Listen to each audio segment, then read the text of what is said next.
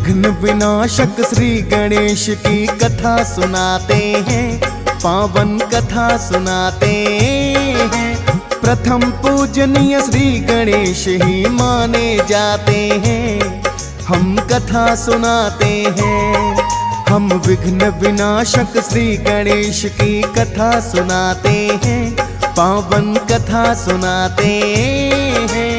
प्रथम पूजनीय श्री गणेश ही माने जाते हैं, हम कथा सुनाते हैं। हे गजानन भगवान तुम तो हो दया निधान, हे गजानन भगवान तुम तो हो दया निधान। भक्तजनों, आज हम गौरी नंदन श्री गणेश की जन्म कथा का वर्णन करेंगे। भक्तजनों, श्री गणेश जी विघ्न विनाशक तो हैं ही, इन्हें सब देवताओं में सर्वप्रथम पूजनीय का वरदान भी प्राप्त है। यदि श्री गणेश प्रसन्न रहे तो माता लक्ष्मी का निवास स्वयं ही भक्तों के घर में हो जाता है। श्री गणेश ही रिद्धि सिद्धि के दाता हैं। इनकी पूजा करने से भक्तों को सद्बुद्धि प्राप्त होती है। तो आइए भक्तों, सुनते हैं श्री गणेश की ये पावन कथा।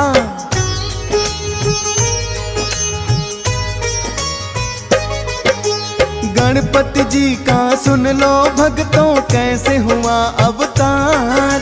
ग्रंथों और पुराणों में वर्णन है बारंबार।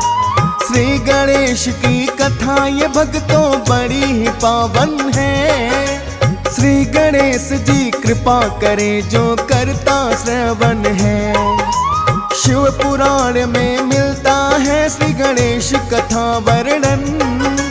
भक्तों अब तुम सभी ध्यान से सुनो लगा कर मन। एक बार गौरा माता जी कर रही थी स्नान, तभी अचानक पहुंच गए हैं शिव शंकर भगवान। लज्जावश माता के नेत्र फिर झुक ही जाते हैं, पावन कथा सुनाते हैं। प्रथम पूजनीय श्री गणेश ही माने जाते हैं, हम कथा सुनाते हैं। हे गजानन भगवान तुम तो हो दया निधान, हे गजानन भगवान तुम तो हो दया निधान। भक्तजनों, एक बार की बात है, माता गौरा जब स्नान कर रही थी तो अचानक वहां भोलेनाथ पहुंच जाते हैं। लज्जावश माता का स्नान अधूरा ही रह जाता है। तब माता गौरा ने सोचा शिवगण तो कोई भोलेनाथ को रोक नहीं सकते, अतः महल के द्वार कोई ऐसा दरबान होना चाहिए जो मेरी आज्ञा के बिना किसी को महल के भीतर प्रवेश नहीं करने दे। माता को इसका एक उपाय सूझा।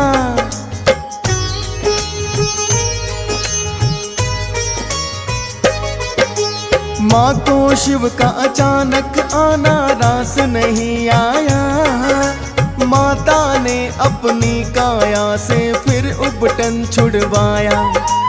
अपने उबटन से माँ ने एक पुतला बनाया है। उस पुतले की बालक के जैसे ही काया है। माता फूंकना चाहती है उस पुतले में फिर प्राण। यही समझकर माता ने किया भोलेनाथ का ध्यान। फिर माता ने उसके कान में मंत्र फूंक दिया है। मंत्र की शक्ति से पुतला भी जीवित हो गया है।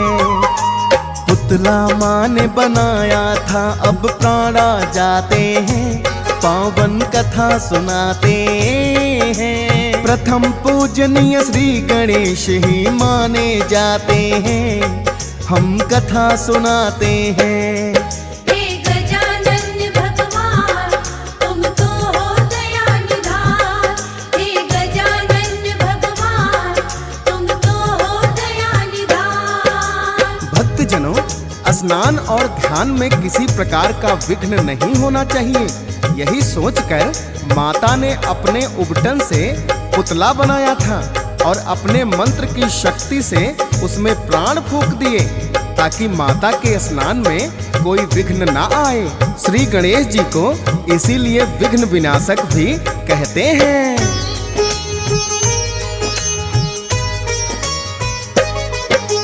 सर्वप्रथम बालक ने माता को प्रणाम किया, माँ गौरा ने भी है उसको आशीर्वाद दिया। बालक बोला माता जी बतलाओ मेरा काम, जिसके लिए किया है आपने माँ मेरा निर्माण। गौरा माँ ने फिर तो विनायक को है दिया आदेश, मेरी आज्ञा बिन कोई भीतर करे नहीं प्रवेश। अब से विनायक तुम समझो मेरी ही हो संतान, कंदरा द्वार पे पहरा देना बन कर के दरबार। माँ की आज्ञा पाके विनायक शीश झुकाते हैं, पावन कथा सुनाते हैं। प्रथम पूजनीय श्री गणेश ही माने जाते हैं, हम कथा सुनाते हैं। हे गजानन भगवान तुम तो हो दया निधान, हे गजानन भगवान तुम तो हो दया निधान। भक्तजनों, विनायक ने शीश झुकाकर बोला, हे माता, आपने मुझे जिस कार्य के लिए बनाया है कृपा करके मुझे आज्ञा दें। तब माता गौरा कहने लगी, हे विनायक, तुम कंदरा के द्वार पर दरबान बनकर पहरा देना और इस बात का ध्यान रखना कि कोई भी मेरी आज्ञा के बिना कंदरा के भीतर प्रवेश ना करे। अब मुझे स्नान करने को जाना है, तुम कंदरा के द्वार पर जाकर पहरा दो।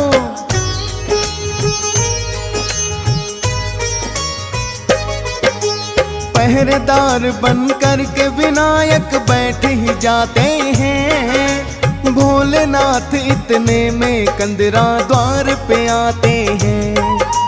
देखा कोई बालक बैठा बन कर के दरबान, भोलेनाथ उस बालक को तो ना पाए पहचान। कंदरा के भीतर प्रवेश जो भोले ने करना चाहा, झट से वो बालक है फिर भोले के सामने आया। कहने लगा, बाबा मेरी माँ ने दिया मुझे आदेश, उनकी आज्ञा बिना करे ना कोई भीतर प्रवेश। आप बताओ किस अधिकार से भीतर जाते हैं, पावन कथा सुनाते हैं। प्रथम पूजनीय श्री गणेश ही माने जाते हैं, हम कथा सुनाते हैं। हे गजानन भगवान तुम तो हो दया निधान, हे गजानन भगवान तुम तो हो दया निधान। भक्तजनों, इस प्रकार विनायक ने भोलेनाथ को भीतर जाने से रोक दिया और कहने लगे कि हे बाबा, मेरी माता का आदेश है कि उनकी आज्ञा के बिना कोई भी भीतर प्रवेश नहीं कर सकता, अतः मैं आपको कंदरा के भीतर प्रवेश की अनुमति नहीं दूंगा। अनजान बालक के वचन सुनकर भोलेनाथ को बड़ा ही विस्मय हुआ और विनायक से कहने लगे,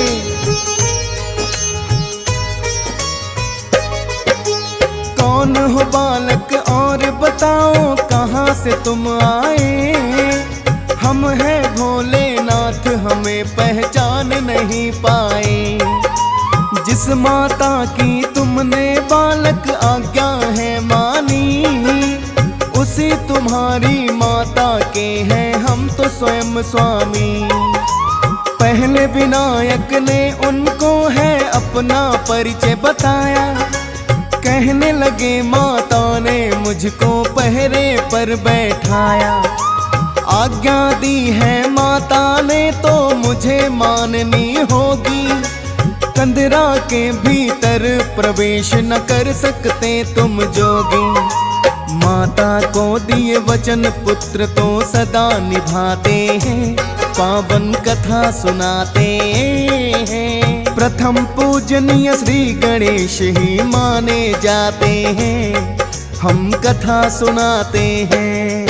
हे गजानन भगवान तुम तो हो दया निधान। हे गजानन भगवान तुम तो हो दया निधान। भक्तजनों, जब विनायक अपनी जिद पर अड़ जाते हैं तो भोलेनाथ बड़े ही आश्चर्यचकित होते हैं और नंदी से कहते हैं, हे नंदी, इस हठी बालक को यहाँ से हटाओ।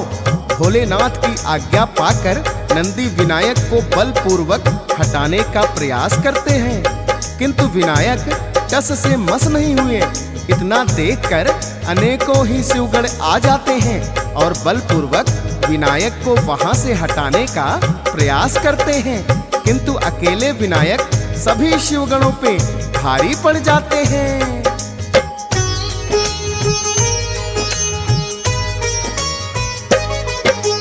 सारे ही शिवगण मिलकर भी उन्हें हटा ना पाए। इतना देखकर भोलेनाथ को क्रोध बड़ा ही आए। भोलेनाथ ने फिर से विनायक को चेताया है, हट जाओ बालक वरना समझो काल तेरा आया है। किंतु विनायक ने तो जैसे सुनी नहीं चेतावनी। शिवगण और विनायक में हो रही थी तनातनी। उस बालक पर भोलेनाथ को क्रोध बड़ा ही आया। क्रोधित होकर भोलेनाथ ने फिर त्रिशूल चलाया। शीश विनायक का त्रिशूल से काट गिराते हैं, पावन कथा सुनाते हैं। प्रथम पूजनीय श्री गणेश ही माने जाते हैं, हम कथा सुनाते हैं। हे गजानन भगवान तुम तो हो दया निधान। हे गजानन भगवान तुम तो हो दया निधान। भक्तजनों, सभी शिवगणों ने अपना पूरा बल लगाया, किंतु विनायक को कोई भी वहां से हटा नहीं पाया। इतना देखकर भोलेनाथ बड़े ही क्रोधित हो गए और उन्होंने त्रिशूल के वार से विनायक का शीश ही काट गिराया। इतने में स्नान करके गौरा माता लौट आती हैं।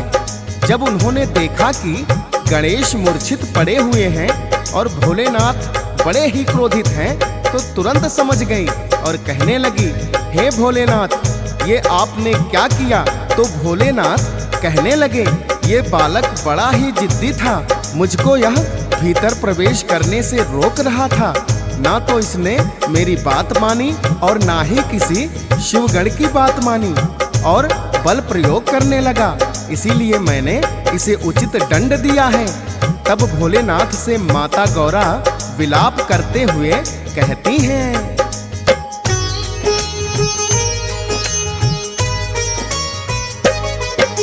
स्वयं ही भोलेनाथ दिया था मैंने इसे आदेश। मेरी आज्ञा बिना करे ना कोई कंदरा में प्रवेश। मेरे ही आदेश का पालन ये तो कर रहा था। आप बताएं भोलेनाथ फिर इसका दोष है क्या? दोष अगर मेरा ही है तो दंड मुझे भी दो, या फिर मेरे पुत्र को भोले जीवित तुम कर दो। कहने लगे भोले ये तो ना संभव हो पाएगा।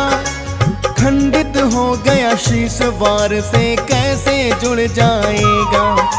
सुनकर माँ की आंखों में आंसू आ जाते हैं, पावन कथा सुनाते हैं। प्रथम पूजनीय श्री गणेश ही माने जाते हैं, हम कथा सुनाते हैं। हे गजानन भगवान तुम तो हो दया निधान। हे गजानन भगवान तुम तो हो दया निधान। भक्तजनों, विनायक को मूर्छित अवस्था में देखकर माता गौरा विलाप करने लगी और बार बार भोलेनाथ से अपने पुत्र को जीवित करने की विनती करने लगी। किंतु भोलेनाथ ने समझाया कि हे देवी, ये कदापि संभव नहीं है, क्योंकि त्रिशूल के वार से विनायक का शीश ही खंडित हो चुका है। जब बार बार विनती करने पर भोलेनाथ नहीं माने तो माता गौरा अत्यंत ही क्रोधित हो गईं और कहने लगी, यदि मेरा पुत्र ही जीवित नहीं हो सकता तो फिर मेरे क्रोध की ज्वाला का ताप तीनों लोगों को सहना पड़ेगा। माता का यह विकराल रूप देखकर सभी देवता गण थर थर कांपने लगे। उन्होंने भोलेनाथ से विनती की, हे भोलेनाथ, यदि माता की क्रोध की अग्नि भड़क गई तो तीनों लोक जलकर भस्म हो जाएंगे। अतः हम आपसे विनती करते हैं कि विनायक को जीवित करने का कुछ उपाय कीजिए।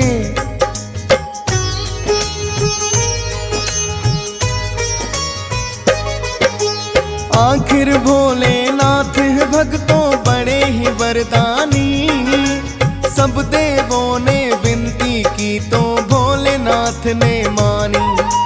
लेकिन बोले शीश तो इसका खंडित हो गया है, खंडित शीश विनायक का ना फिर से जुड़ सकता है। संभव है तब प्राण लौटने दूजा शीश कोई हो, जीवित कर दूंगा मैं इसे कोई शीश तो लाके दो। किंतु सिर्फ उस बच्चे का जिस बच्चे से माँ निश्चिंत हो करके सोई हो अपनी पीठ घुमा। ऐसा शीश जुड़ेगा भोलेनाथ बताते हैं, पावन कथा सुनाते हैं। प्रथम पूजनीय श्री गणेश ही माने जाते हैं, हम कथा सुनाते हैं। हे गजानन भगवान, तुम तो हो दया निधान। हे गजानन भगवान, तुम तो हो दया निधान। भक्तजनों, भोलेनाथ ने बताया कि विनायक का जीवित होना तभी संभव है जब इसके लिए कोई अन्य शीश का प्रयोजन हो। लेकिन ध्यान रहे, शीश ऐसे बालक का होना चाहिए जिससे उसकी माता पीठ फेर के सोई हो। सभी देवता वन की ओर ऐसे शीश की खोज में चल दिए तो स्वयं भगवान विष्णु को भद्रा नदी के किनारे एक वन में ऐसी हथनी दिखाई दी जो अपने बच्चे की ओर पीठ करके सोई हुई थी। भगवान विष्णु उस हाथी के बच्चे का शीश लेकर आ गए और भोलेनाथ के हाथों में सौंप दिया।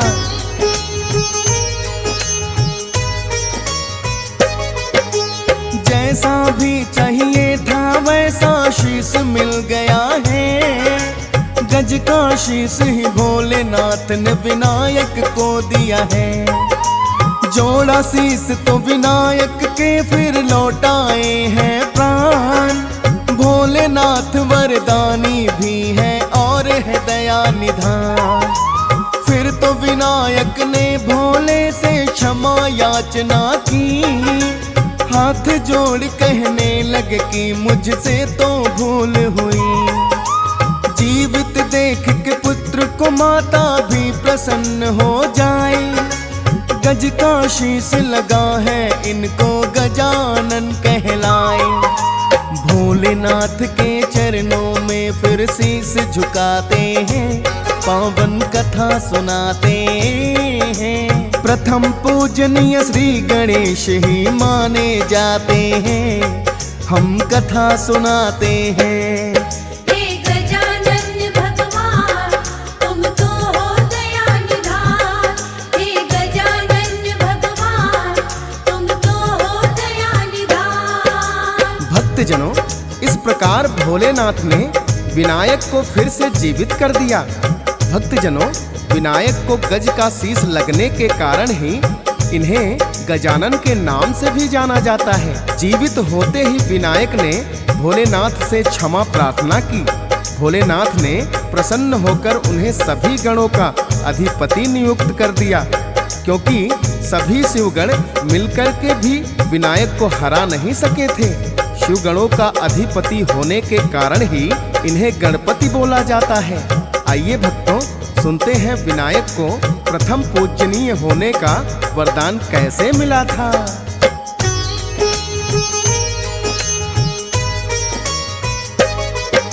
गणेश कार्तिक दोनों ही भक्तों शिव की है संतान। दोनों ही उत्तम है वो तो और दोनों ही महान। एक बार दोनों भाइयों में होने लगी चर्चा, दोनों में से किसको मिले सर्वोत्तम का दर्जा। दोनों भाई आपस में ही जानना चाहते हैं, प्रश्न ये लेकर ब्रह्मा जी के पास में आते हैं। दोनों भाइयों ने ब्रह्मा जी को है किया प्रणाम, लगे पूछने हम दोनों में बोलो कौन महान। सुनकर उनका प्रश्न ये ब्रह्मा जी मुस्काते हैं, पावन कथा सुनाते हैं। प्रथम पूजनीय श्री गणेश ही माने जाते हैं, हम कथा सुनाते हैं। हे गजानन भगवान तुम तो हो दया निधान। हे गजानन भगवान तुम तो हो दया निधान। भक्तजनों, कार्तिक और गणेश का ये प्रश्न सुनकर ब्रह्मा जी मुस्काए और कहने लगे, इस प्रश्न का उत्तर तो मेरे पास भी नहीं है, आप दोनों इस प्रश्न का हल कर दें। तब दोनों भाई अपना यही प्रश्न लेकर विष्णु जी के पास आते हैं और उनके चरणों में वंदन करते हुए वही प्रश्न विष्णु जी से भी करते हैं। किंतु विष्णु जी ने भी प्रश्न का उत्तर देने में असमर्थता जताई और कहने लगे, आप दोनों भाई भोलेनाथ की संतान हैं, तो स्वयं भोलेनाथ ही बताएंगे आप दोनों में उत्तम कौन है। तब दोनों भाइयों ने भोलेनाथ से आकर यही प्रश्न किया। उनका प्रश्न सुनकर भोलेनाथ कहने लगे,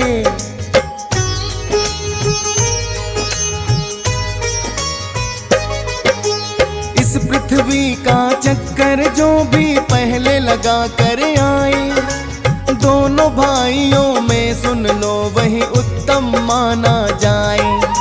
सर्वोत्तम होने का उसे ही मिल जाए अधिकार, और पूजा भी करे प्रथम उसकी सारा संसार। इतना सुनकर कार्तिक तो है हुए अधीर बड़े, लगाने को पृथ्वी का चक्कर लेकर मोर उड़े। लेकिन भक्तों विनायक की तो मूषक की है सवारी, उस पे बैठ के कैसे घूमते सोचो पृथ्वी सारी। अपने बुद्धि बल को विनायक फिर अजमाते हैं, पावन कथा सुनाते हैं। प्रथम पूजनीय श्री गणेश ही माने जाते हैं, हम कथा सुनाते हैं। हे गजानन भगवान तुम तो हो दया निधान। हे गजानन भगवान तुम तो हो दया निधान। भक्तजनों, भोलेनाथ की बात सुनकर कार्तिक तो तुरंत ही अपना मोर लेकर उड़ गए और सोचने लगे, सर्वोत्तम होने का स्थान तो मुझे ही प्राप्त होगा। किंतु भक्तों, गणेश जी का वाहन तो मूषक ही है। कार्तिक से पहले पृथ्वी का चक्कर लगाना उनके लिए कैसे संभव हो सकता था। तब गणेश जी ने अपने बुद्धि बल का इस्तेमाल किया और मूषक पर सवार होकर अपने माता पिता का चक्कर लगा दिया और कहने लगे, माता पिता का स्थान तो सारे ब्रह्मांड से ऊंचा है। श्री गणेश की बात सुनकर भोलेनाथ जी बड़े ही प्रसन्न हुए और उन्होंने सर्वोत्तम स्थान श्री गणेश को दे दिया। भोलेनाथ के आशीर्वाद से ही सभी देवताओं में श्री गणेश की पूजा सबसे पहले होती है।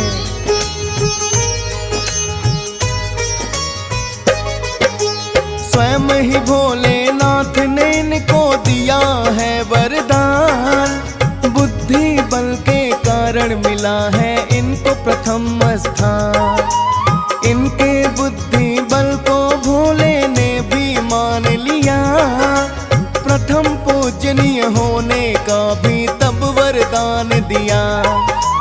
श्री गणेश की भक्तों यही तो पावन गाथा है, यशपाल भी करके नमन भक्तों को सुनाता है।